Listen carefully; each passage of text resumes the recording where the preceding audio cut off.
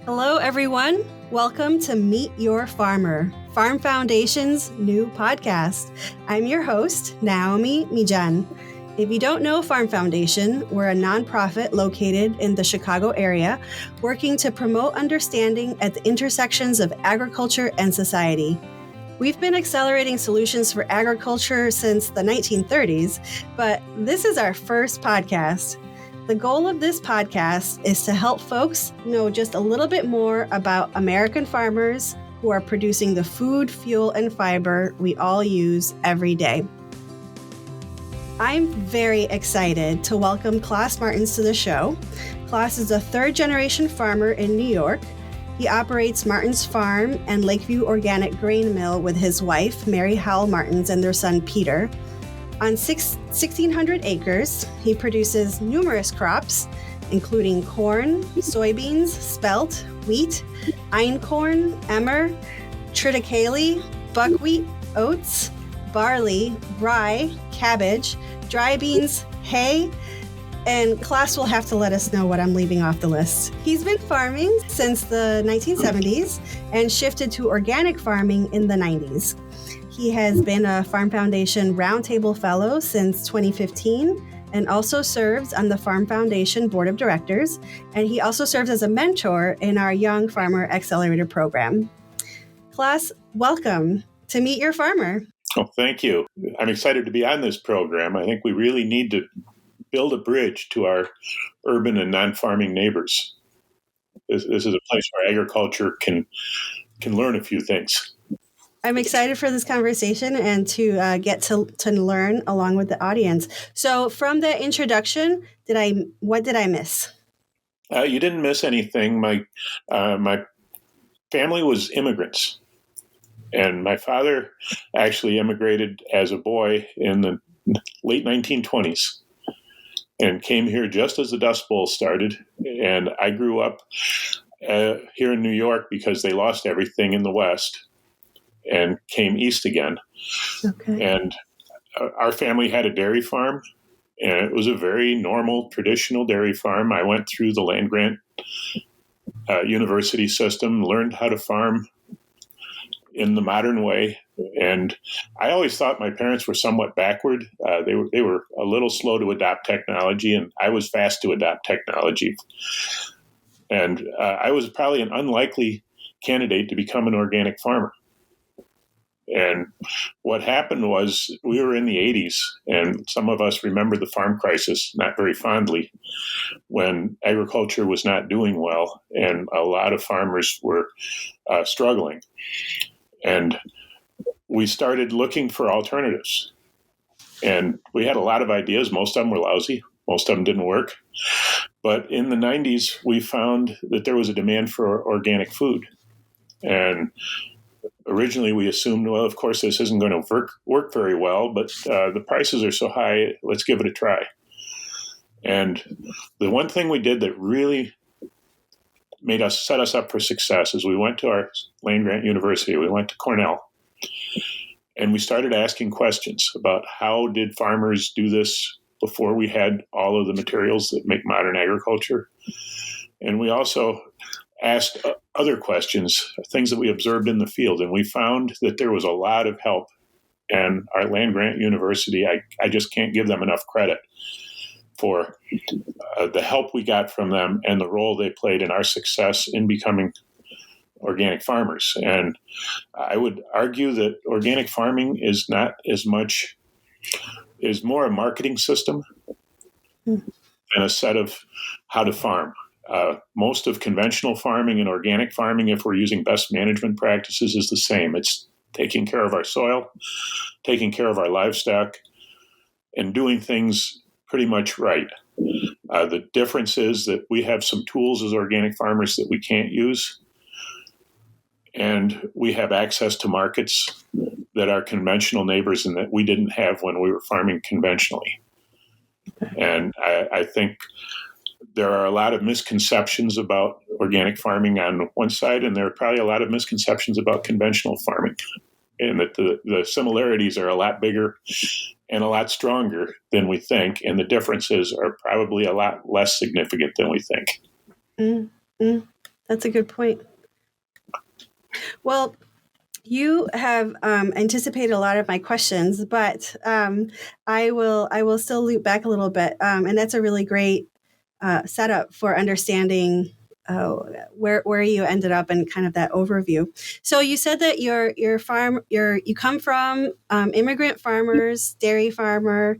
So what was that like being a kid on the farm? Like what was your childhood like? Our childhood was based around the seasons, based around hard work, and every day was centered on what the cows needed. and in that way, we were, very much like all the other farmers on our street.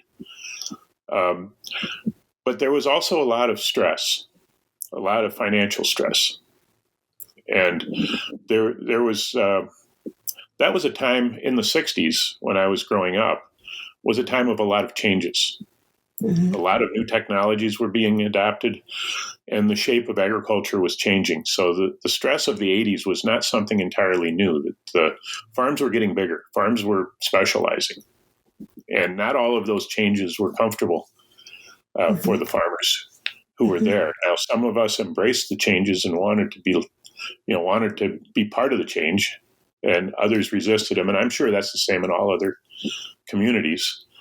And I was one that went through VOAG. I had a really brilliant vocational agriculture teacher who had a tremendous impact on my life. That the system of vocational agriculture in school and FFA was another thing that really shaped farming, and a place where I was, I really gained a lot by the education that was available, and also the experiences and the leadership training that I got through the vocational agriculture system. Yeah, one thing I've observed from the little that I know of the people that have been through FFA, for example, is that it's such a, I wish I had gone through that. It's just the training that they're just so much better prepared to be in the world. I feel beyond ag, it's really impressive. The kind of just preparedness. The leadership training that we got was really unique. And, we keep being told that in the 50s, at least at our high school, there was civics was being taught, and a lot of these things were covered. But by the time I was in high school, there was no other curriculum that taught parliamentary procedure or that taught speaking, public speaking, or some of the other issues, some of the other things that we learned in VOAG class. And today, vocational agriculture and FFA is dominated by female farmers. Mm-hmm. And that's a big change that's happened. I was in the group that voted to allow the first female state officer.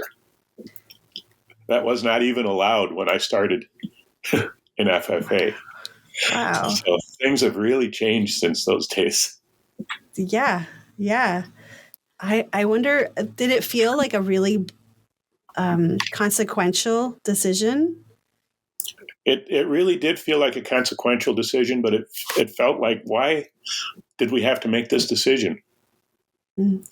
That we gained so much from the skills that at the time, the first girls who were in FFA contributed. And it really made me wonder, why weren't they invited in before? Why didn't they have access to the leadership training? But it was a decision that was made, and it was a very good decision that has paid big dividends since then. Excellent. So I'm still going to pick on the thread of childhood and kind of those early career decisions. So it sounded like, well, you tell me, did you always want to be a farmer? Was that always the path? That was, I kind of knew that I would be a farmer. My father didn't. My father actually said that he very much pushed me to get a good education and then decide if I wanted to be a farmer. Oh, he didn't know if he wanted you to be a farmer. Right. Okay. But he also wanted me to have options. And he really stressed education. And he had not had more than 6 years of education himself. And I think he saw the need that, as an immigrant, he had to go to work very early, but he saw that the opportunity that his kids had would be so much better if we took advantage of all the education. And he always said, get all the education you can before you start. That's good advice for anyone. So one thing that I've learned as I've worked here at Farm Foundation is that when you meet a farmer, they will always tell you what generation farmer they are. So I'm curious about that because there are other professions where their dad is a lawyer and they might be a lawyer, but I don't hear that too often to say I'm a second generation lawyer. So it just has really made me wonder about this generational aspect of farming and what does it mean to you to be a third generation farmer? It's actually part of our identity, and it's a really interesting question because I don't know of any other occupation where your identity is so tied up in your family's business. Not as much as in agriculture, and maybe part of it has to do with the difficulty in acquiring land.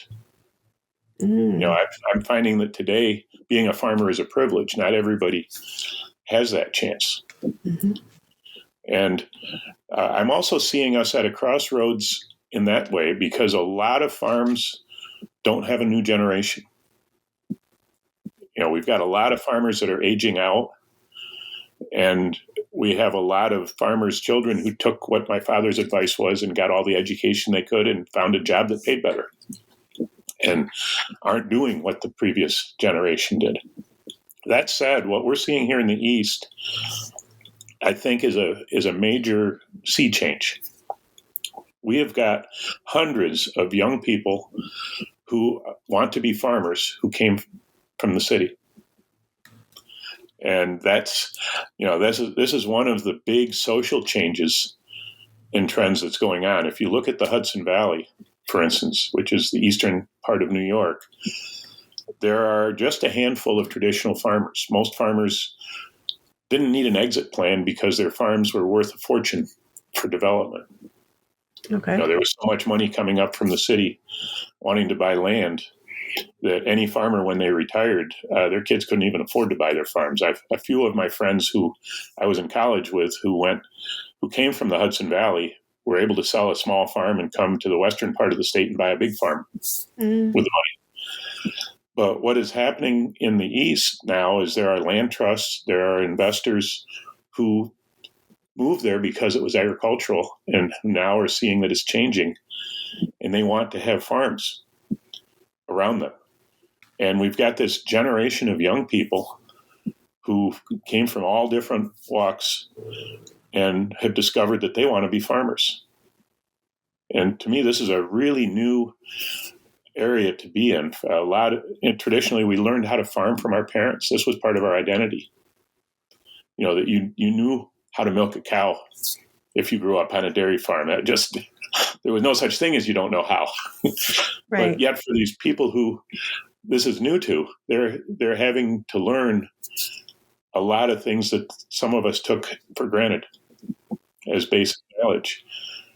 And there are programs, for instance, the Stone Barns program, which is on the Rockefeller estate, has an annual conference for young farmers where they're actually teaching basic skills of farming and basic information.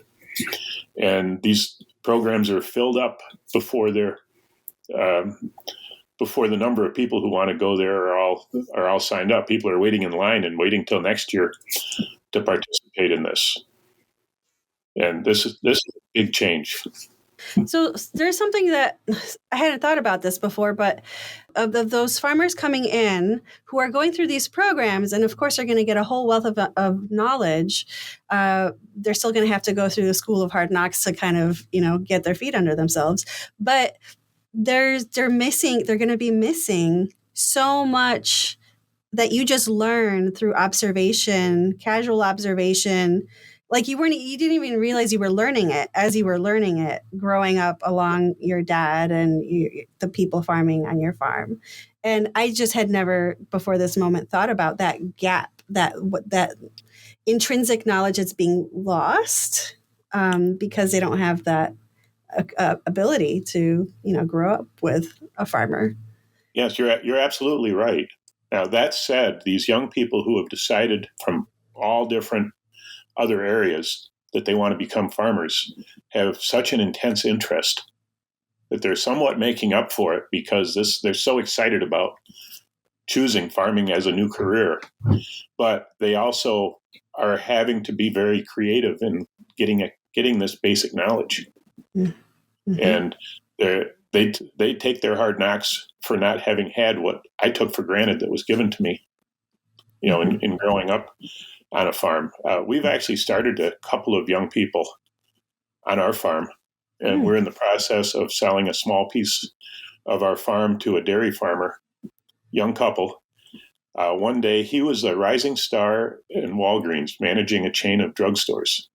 Oh, wow. And he had a very good job. And one day he said, "I'm done. I'm not going to do this anymore."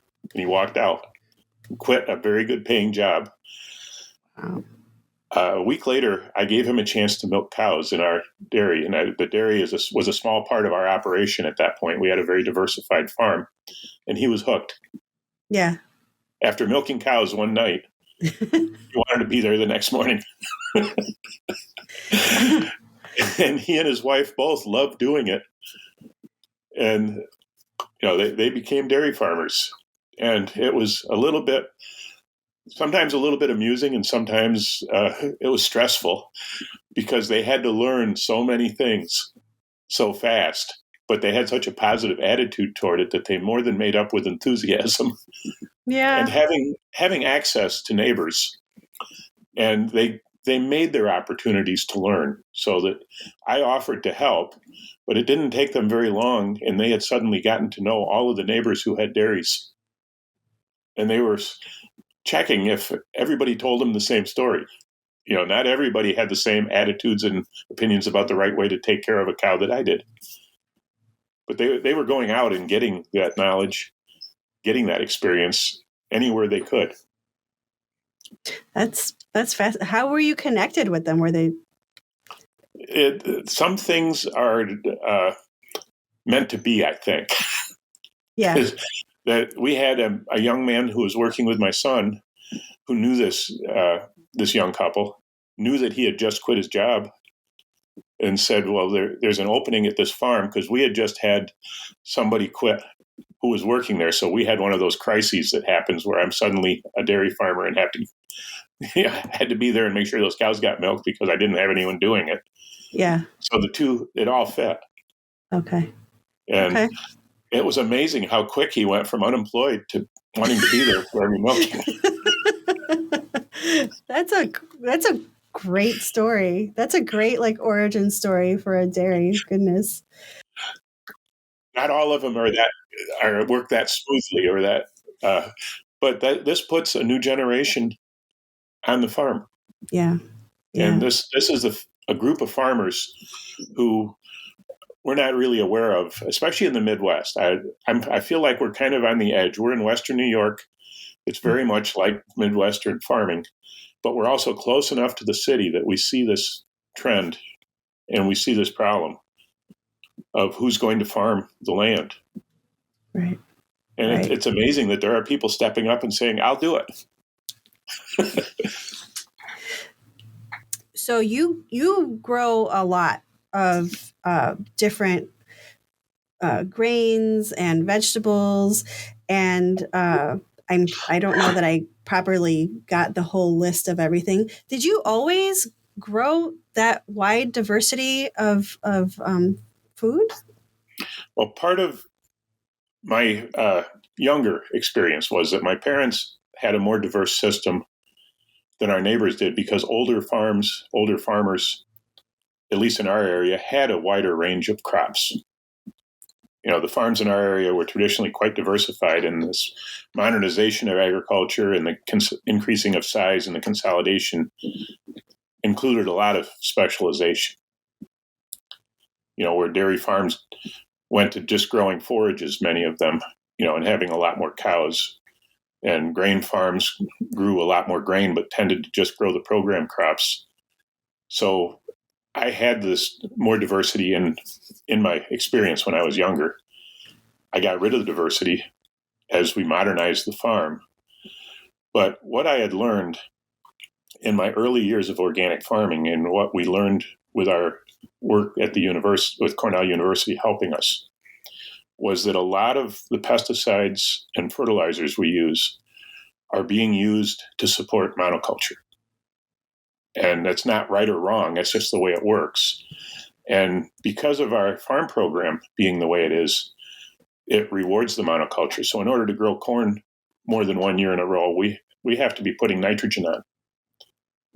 But when I was younger, my father always would plant his corn after either an alfalfa field that was plowed down or a clover field that was plowed down. He supplied nitrogen from legumes. Mm-hmm. What I've found as I've been farming organically more is as we lose some of the tools that we were used to using, we can actually use new tools, and the new tools have to do with biodiversity. And the problems of agriculture are much more predictable and less random than they appear to be. So that when we're back to only growing corn after a heavy legume crop, because that's the only spot in the rotation where there's enough nitrogen not to have nitrogen be a yield limiting factor. Mm-hmm.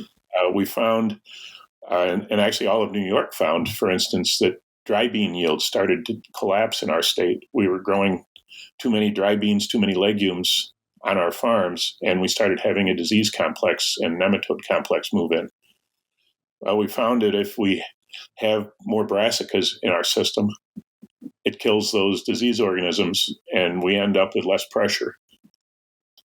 So we've had to, in order to farm successfully organically, we had to use intellectual inputs in the place of some of the synthetic inputs, some of the off-farm inputs. We actually had to diversify our system in order to maintain a healthy soil that would allow us to grow crops without some of the aids that we were used to having. Mm-hmm. So the system kept diversifying as we were dealing with our agronomic problems. We kept learning why that diversity used to be there, mm-hmm. and having to use that tool more heavily than we used to. Mm-hmm. Is your farm more diverse than your parents' farm was, or your neighbors growing up, or is that the kind of diversity that would have been, that level of diversity that would have been kind of normal? We're actually a little more diverse now because the university has taught us some things that made us want to add even more diversity. We've actually gained some things. Okay. Quick example on that is by diversifying our dry bean system, we actually doubled our yields. The improved soil health that we got from a more biodiversity and it's not just having diversity for diversity's sake, but having the correct crops in the right slot in the crop sequence was actually producing soil health benefits and agronomic benefits to our crops that raised our yields. Mm-hmm. So it's not just that we're trying to have more crops. That's not the right reason for it. It's just as science is moving ahead, it's telling us that there are advantages to having this higher diversity, but it's a focused diversity. Mm-hmm. Mm-hmm. So for that reason, we're more diverse than our parents were. We also understand why the farming systems, why we're doing what we're doing better. It's not just because this is what everybody does or what we've always done, but we're doing it for reasons that have been validated and that we understand better.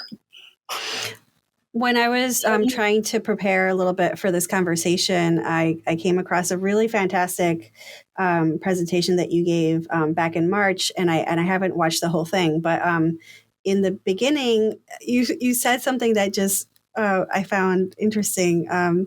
You talked about how you go off to college and you get your degree, and you know the right way to do things.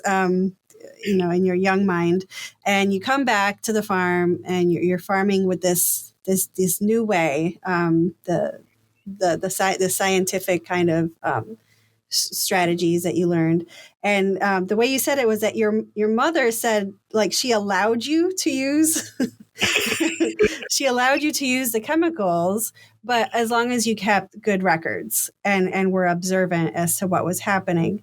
And I thought that was fascinating. Like, it made me wonder, what did she kind of expect that strategy was not going to be successful and she was just going to let you learn it on your own, or that was just kind of how, farmers are meticulous and careful, and they are scientists in the field and doing experiments all the time. Like, it just was an interesting dynamic. She's like, I'll let you do this, but keep track of how it impacts stuff. Well, that was one of the best things she ever did.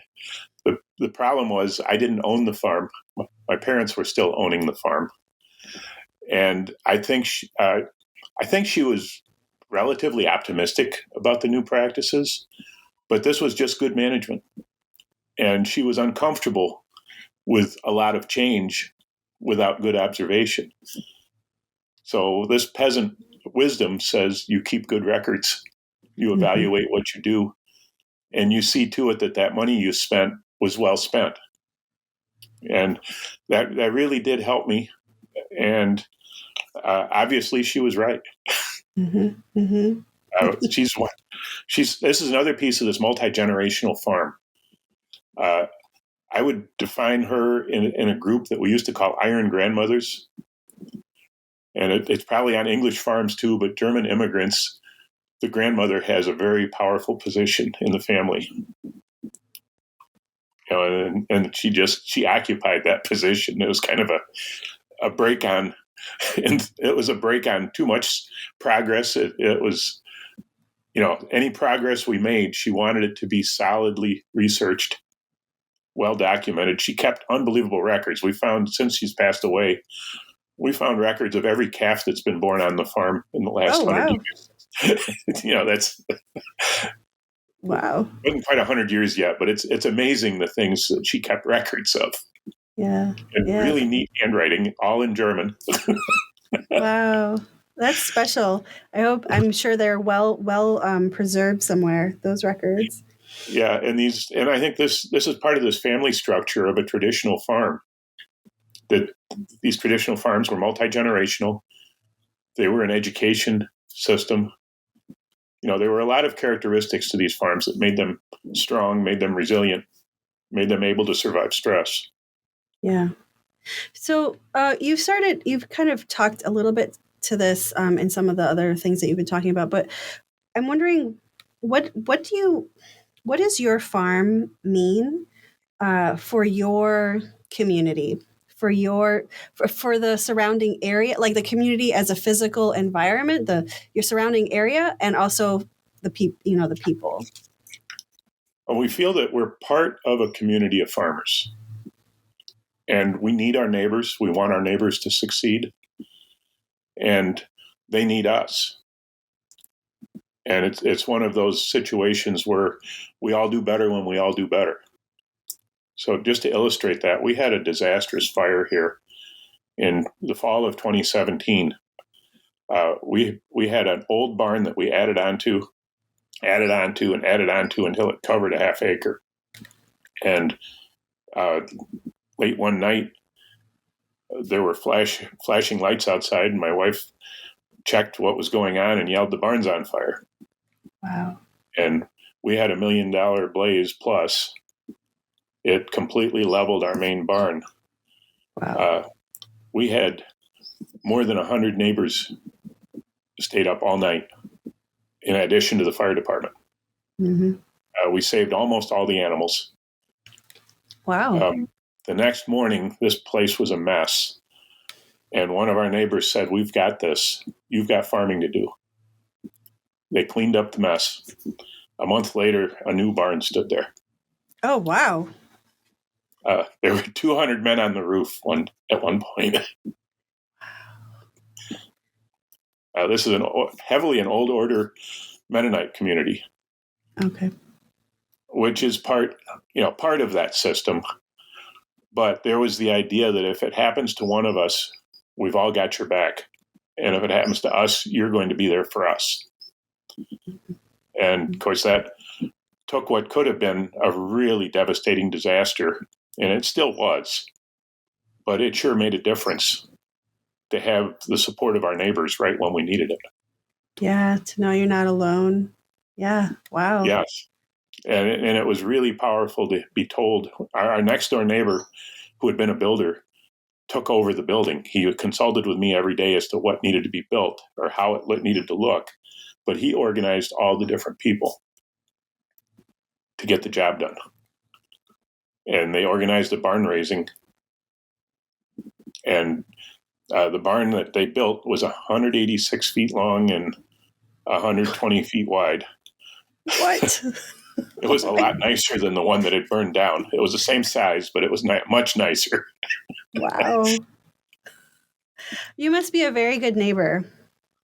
Well, we try to be part of a community, and that's, I think one of the risks we have is with the extreme competition that sometimes sets in, is it's hard to be a neighbor to someone who's your takeover candidate. Mm. And this feeling of wanting our neighbors to be successful and them wanting us to be successful is really important and needs to be guarded. Mm-hmm. Along with this is teaching. So when we have something that works, we share it widely. When the neighbors have something that works, they share it widely. And again, it's for we end up, it looks like it's silly to give away something that made you a little more successful or gave you an edge. But when we all do it, we all benefit, and we all come out ahead. So a lot of the agronomic things that I learned farming organically are being applied on the conventional farms up and down the road. They don't use organic certification, but they've started growing cover crops on all of their fields because it worked. It made them more successful. When the soil health movement started, they were already doing a lot of this. Because they saw it worked on your farm and they could trust. Yes, and they talked to us about it, and then a few of them would try it, and then pretty soon there were other ones because it worked. One good example of this was the corn silage. Corn silage is a very high yielding crop, but we were following it with triticale and ryegrass, or triticale and winter peas as a winter crop. And they noticed that the corn silage yield was the same, but the triticale yield was almost as high as the corn silage yield. They were getting they were actually getting twice as much production. And their soil was better because it was covered all winter. Mm-hmm.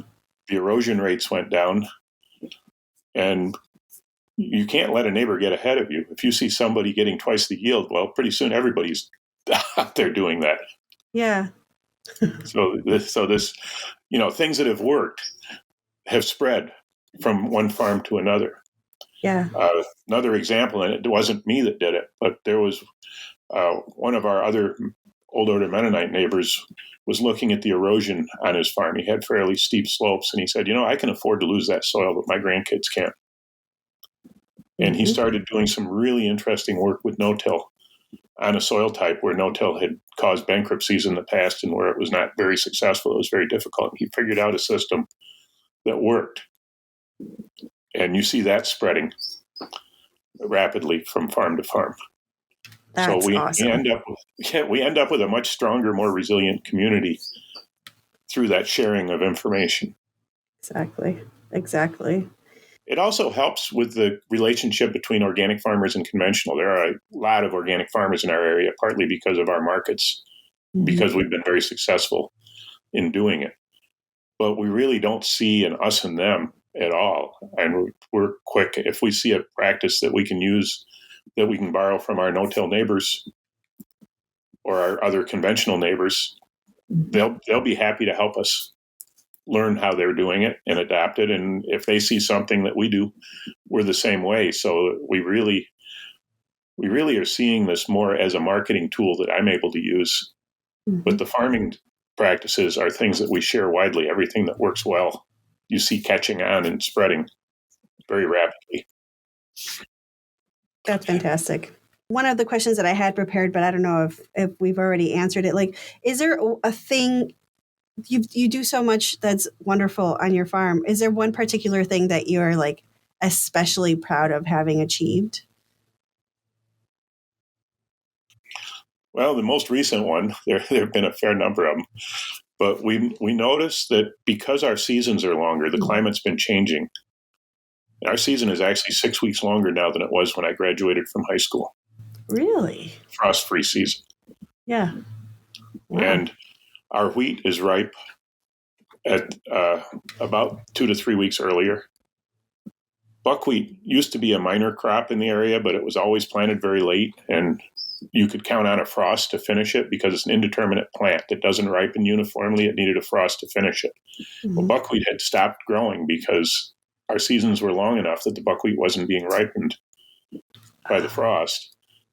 Also, because it was such a short season crop, it really made no sense to use it on your land when you could grow more profitable crops that produced higher yields. But I noticed that our wheat was coming off early enough so that it's when we used to plant buckwheat. So I had the idea, why don't we double crop buckwheat after wheat?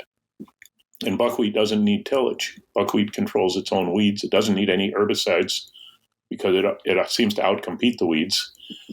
And the buckwheat roots loosen the soil. I noticed this spring, we started doing that and it worked. It actually got rid of some of our pest problems. We were able to get rid of a few major weeds because of the change in our system by adding diversity to it, adding buckwheat at the critical point. Things like quackgrass went away. In fact, the old farmers used to plant buckwheat if they had a quackgrass problem because it would make it go away. Well, this was a side benefit of adding a second crop after our wheat. Also, because the buckwheat loosened the soil, it really set up no-till to work better. We were able to plant another crop without tillage and able to follow that with a fall cover without tillage. That saves a lot of money. Mm-hmm. But there must be thousands of acres of buckwheat now being grown again in an area where the crop had stopped, but it's all being used as a double crop. So can we do a little bit of Ag 101 kind of definition for the people that might not know? What does that mean, a double crop? So a double crop means that we're growing 2 full crops and harvesting them in the same year instead of one. So corn would be a single crop. And as our season got longer, we were able to grow longer season corn, which has more yield potential. Mm-hmm. But wheat is normally harvested in the summer. And because as the season got longer, there was time to grow another crop. If you moved a little further south, wheat would be harvested and soybeans would be planted after the wheat so that they would harvest 2 crops. And there's a common crop sequence in the southeast where they'll harvest wheat and then plant soybeans and harvest soybeans. And then the next year they'll grow corn. So they'll harvest 3 crops in 2 years. We're right on the edge of being able to do that, but the soybeans take kind of a yield penalty if we do it here because we're so far north. But we were able to get a full yield of buckwheat. We're able to get a full yield of wheat. We're able to do the 3 crops in a 2-year period here by using buckwheat as the third crop.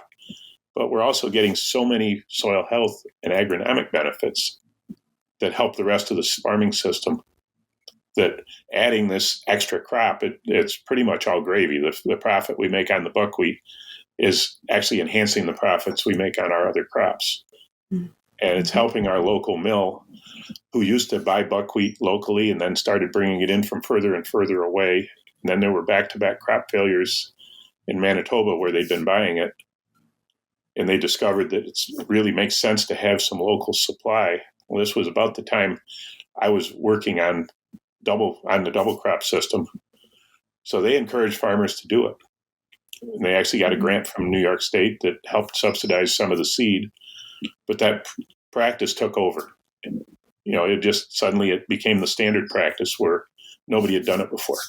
Mm-hmm. And it also brought a crop back in where the old niche where that crop used to fit was gone because the climate had changed, but a new niche had opened up. And I feel really proud to have identified the opportunity, worked out the systems. And again, back to Cornell.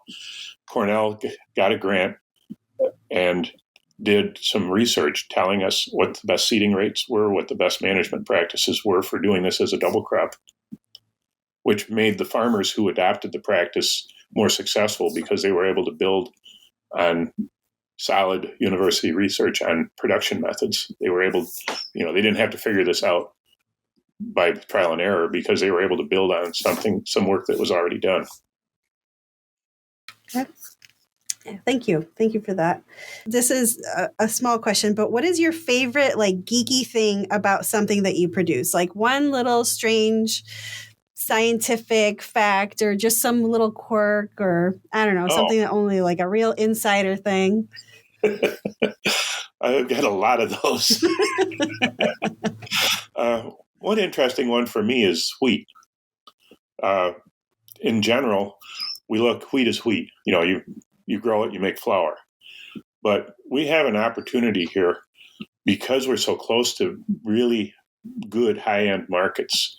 We've been able to market wheat for flavor. So we found some varieties that have special baking qualities and that have especially good flavor. And I found that the flavor in wheat is largely in the bran.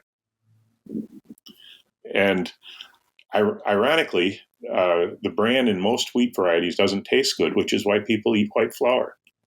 Oh. Doctors are telling us that we should be eating more wheat bran to be healthy. So the geeky thing is if we can choose varieties that taste better, we're actually getting bran that we want to eat. So we can be healthy and still eat and eat something that tastes better. Is the bran the part that's like the malty flavor? Yes.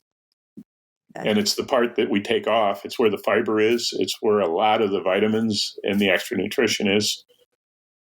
And the doctors are all scolding us saying you need to eat whole wheat. So what's your favorite wheat for the taste? The variety that I like best is called Rhénan. And in France, it's considered the standard of comparison for artisan bread bakers. But in this variety was bred in France, and it's hard to grow there now because their soil health is not quite good enough. They're having disease issues in it. And we found that this is another benefit to our very diverse system of improving soil health, makes us able to grow Rhénan on our farm without having the disease issues. Is this something where I have to come to your farm to get it, or is it available outside of your farm? That's a really great question. Boy, I'm a shameless salesman here. Well, I'm married to a baker, so he's going to want to know. Oh, well, my son actually set up a second business. He's running the farm now, but he set up a grain cleaning business, and he markets Rhénan wheat in bags that artisan bakers are buying from him. But he also sells a vast amount to Wegmans Market. And Wegmans, we've made a deal where there's a local flour mill. It's a small, very high-quality mill in the village of Penn Yan, which is one of the few mills that survived through the consolidation. And they are producing the high-end certified organic artisan wheat flour that Wegmans puts in their high-end artisan breads. This is the insider tip that I'm here for. Yes. We do the same with einkorn, which is an ancient wheat. Mm-hmm.